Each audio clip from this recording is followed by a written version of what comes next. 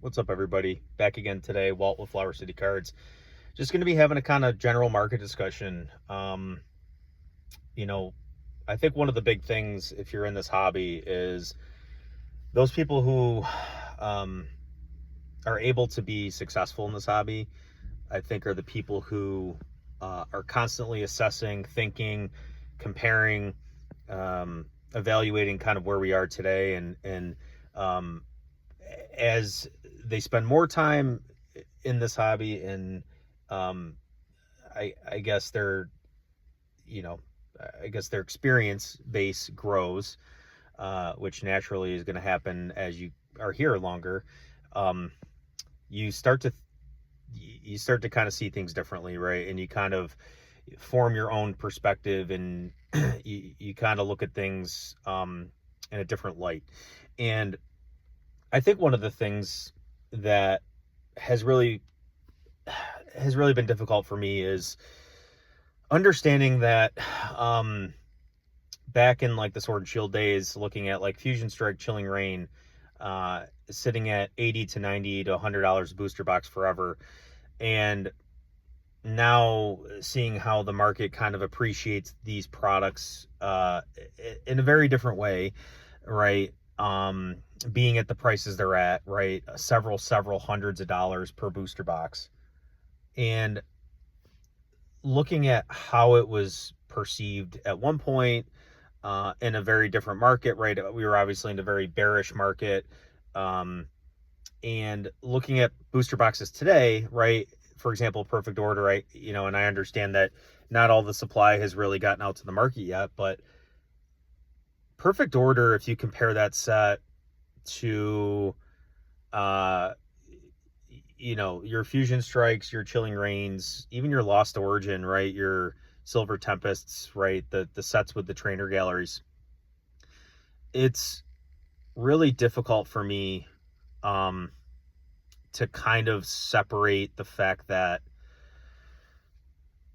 you have these different markets um, and different market conditions, and effectively trying to be able to um, confidently, or you know in a way that makes sense for you as the person buying and participating in the hobby. Like, for me, it's hard for me to kind of separate how much of the market is contributing to the prices versus how much of the set is contributing.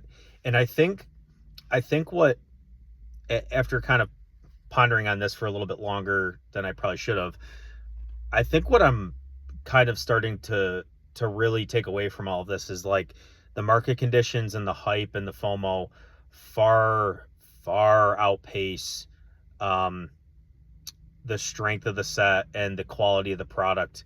And that might be a little bit of a hot take, and a lot of people might not like that. And this might be, you know, a little bit more of a bearish type take video, but I think that, you know, I don't know. I think that the longer this goes on, it's going to be harder to accept when we get back to something that's more in line with like the more bearish days of like your Sword and Shield sets, where we had the Chilling Reigns and the Fusion Strikes, right?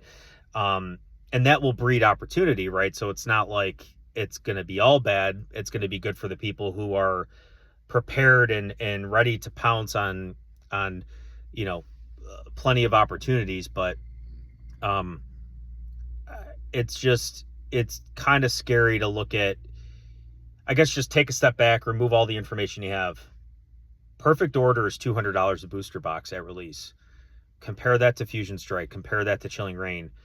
Objectively, and I understand that there is no such thing as objectivity when it comes to artwork, but if you just look at the cards, look at the style, the set, the different chases, the different Pokemon, Chilling Reign, Fusion Strike are better than Perfect Order. It's just, it is what it is. Like, you don't have to agree with me.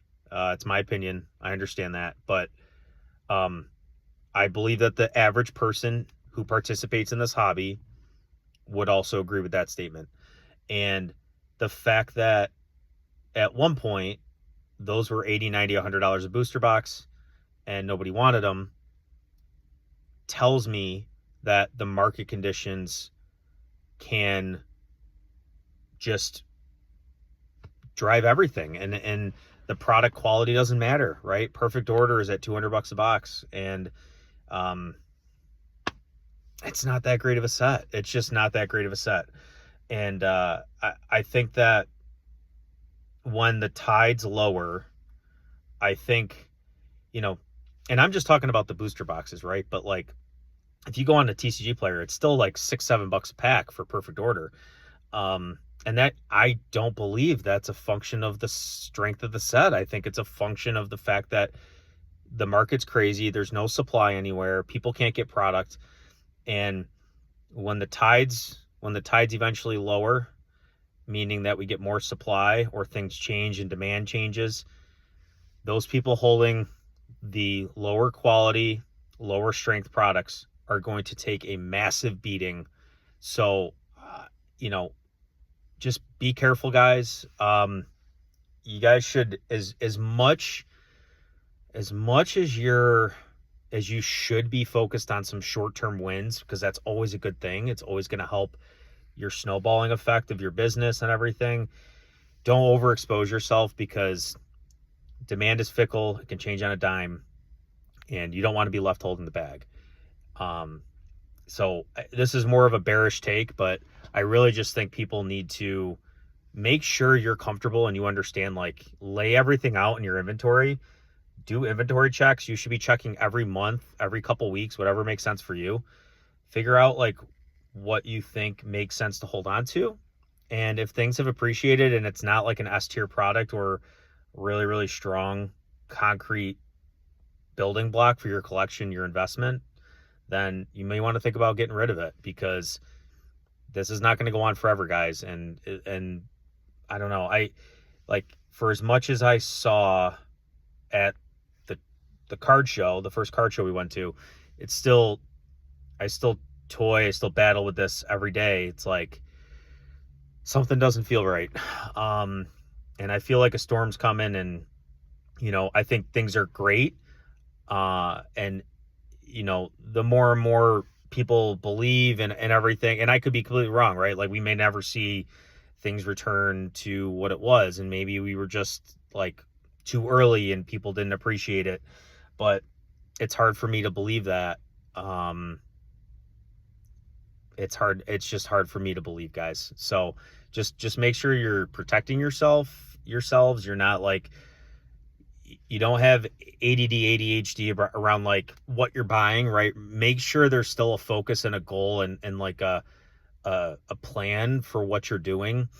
Because when I start to stack up and compare some of these sets from the past to what we're seeing now,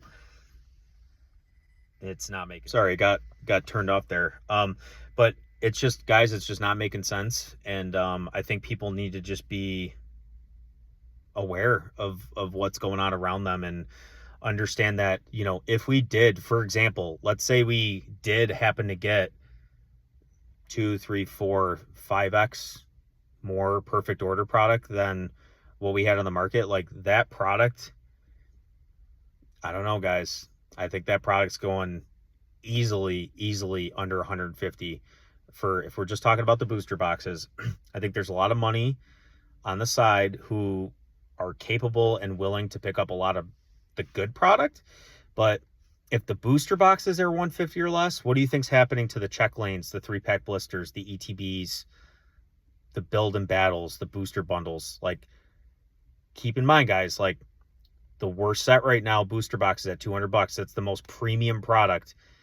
If that takes a huge hit, all the other products potentially are not going to be wanted, right? And at least in the same degree. So just be aware, guys. Like, let me know, I guess, like, let me know, what your assessment is of my take here. And, I wanted to provide kind of what my line of thinking has been today, and just been kind of, I don't know, things that it's kind of, and it, this may not come to fruition for 12 months, or until we get after, like, past the 30th anniversary, but I just feel like something's coming, and I think we all need to be prepared for it, and you really just need to make sure, you understand your position and your risk, right, and your downside, right, and your cost basis and where you got in, and are you comfortable with the profits you've taken? Are you comfortable with how much you have on paper? So make sure you understand all that, and just protect yourselves, guys. So that's all I got for today. I did want to try to get something out because it had been like 2 to 3 weeks since I had posted a video. So this is what I got for you today, guys. So until then, I'll see you guys next time.